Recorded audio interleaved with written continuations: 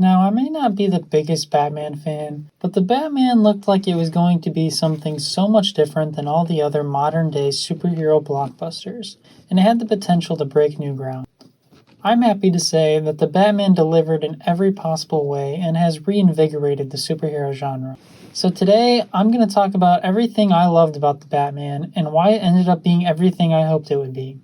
Remember to like and subscribe if you enjoyed the video, and let me know what you thought of the movie in the comments. It's hard to talk about this movie without comparing it to other Batman films, especially the Nolan films, because the Batman is clearly very inspired by some of the things Nolan did. I've seen a lot of people comparing the Batman to The Dark Knight, but I don't think it is necessarily very important to decide which is better. And while I think The Dark Knight is a near-perfect film, there are a lot of things that Batman does differently that I thoroughly enjoyed. The one thing it does a lot better is putting the focus on Batman himself and making him feel like an actual character. As much as I love The Dark Knight, it's very obvious that Batman is taking a backseat to Joker for most of the film. The Batman throws us into the deep end with this version of Bruce Wayne. Much like how they handled Spider-Man in the MCU, we are seeing him after he's been Batman for a while, so we don't have to sit through his parents getting shot for the 15th time. I appreciate that this version of Bruce had a definitive character arc, and since he's still so early in his journey as Batman, we can actually see him learning and becoming a more experienced hero. He starts as somewhat of a brute, just going around and beating up anyone that looks at him the wrong way. But when he finds out his actions inspired the Riddler to come up with his crazy plan, it makes him rethink the way he does things, and by the end, he has become the true hero that Gotham needs to rebuild.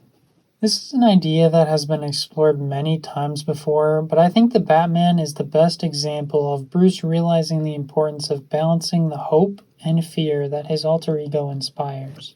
I know a lot of people were skeptical of Robert Pattinson as Batman when he was first cast, but regardless of what anyone thinks of Twilight, seeing him in stuff like Good Time and High Life should be proof enough that he has the acting chops to play any character he puts his energy into. From what I've seen, this is my favorite live-action adaptation of Batman, and I really like what Pattinson brings to the role. He fits perfectly with this brooding, emo version of Batman, and his performance is so much different than what we've seen in the past. A lot of the power in Pattinson's Batman comes from his movement and often a lack of dialogue. I like that sometimes he doesn't even need to talk to show us how he's feeling or to take command of a room. His version of Bruce Wayne isn't quite as identifiable as his Batman, but I think that's okay because of the way the Batman persona has taken over his whole life. Batman is much more interesting than Bruce Wayne anyway, so I would much rather him be donning the suit for the majority of the film than driving around in sports cars and hooking up with models. I wasn't sure about the suit design when they first revealed it, but it really won me over after seeing it through the whole movie. It made me realize how weird the mouth on Bale's suit looked, and I also think the tall ears look way cooler than the shorter ones. I think my favorite part of this film, though, has to be that the main conflict involves Batman doing a lot of detective work.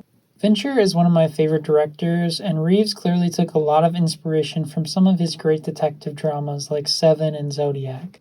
I love the way Batman walks around the crime scenes, analyzing every single detail and using his intellect to solve these complicated riddles. Batman is the world's greatest detective after all, so it's nice to finally see that represented in a movie. The way the story ends up playing out is so interesting, and I like that it isn't the kind of mystery you can really figure out on your own, and we are kind of unraveling the clues along with Batman. The partnership between Batman and Jim Gordon adds a lot to the mystery of this story, and Jeffrey Wright is the best version of Jim Gordon we've ever had on the big screen. I like that all the other cops are against Batman being there to investigate, but that Gordon is willing to break the rules if it means protecting the city from crime and corruption.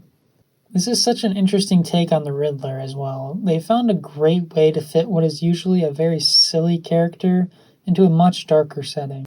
I haven't seen Batman Forever or most of the old Batman films yet, so I have yet to experience Jim Carrey's Riddler, but I am very familiar with the character, especially the version from Arkham Knight, along with each of his 243 trophies. It was a bit disappointing that all the campiness of the character is missing in this version, but in the context of this story it makes sense and works very well, even though his costume design leaves a bit to be desired in my opinion. It's very funny that the Riddler becomes this deranged social media influencer, But I like that his final plan is the perfect way to tear down Batman's ideology and put him through the ultimate test. Paul Dano is such a great actor and is so good at playing this type of unhinged character. I honestly wish we could have seen more of the Riddler unmasked because I think Dano works best when he's able to use his facial expressions in his acting. The scene at the prison towards the end is one of the best in the whole film because it is not only an important moment for Batman's character growth, but it perfectly sets up the tension for the climax, and both actors give such raw performances. The casting in general for this film is just amazing. Pattinson, Wright, and Dano are all fantastic like I said before, but Zoe Kravitz as Catwoman and Colin Farrell as the Penguin are excellent choices as well. Catwoman functions very well as this sort of loose cannon who just so happens to be caught up in the middle of this story. Kravitz does a great job switching between all these different emotions Selina is going through as the story progresses. The interactions between Bruce and Selina further highlight the way Bruce is growing as a character, as we see the contrast between them.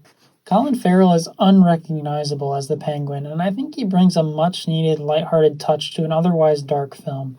He pretty much steals every scene he's in, and the scene where they drive away and leave him cuffed up, hopping around was so funny. I really appreciate the way they included this subtle dry humor that fits seamlessly into the heavy dialogue to add a bit of character to the interactions, but it's not too much that it completely removes every bit of tension like you would see in other modern blockbusters. The atmosphere of this film is so much different than anything else I've seen in a superhero film.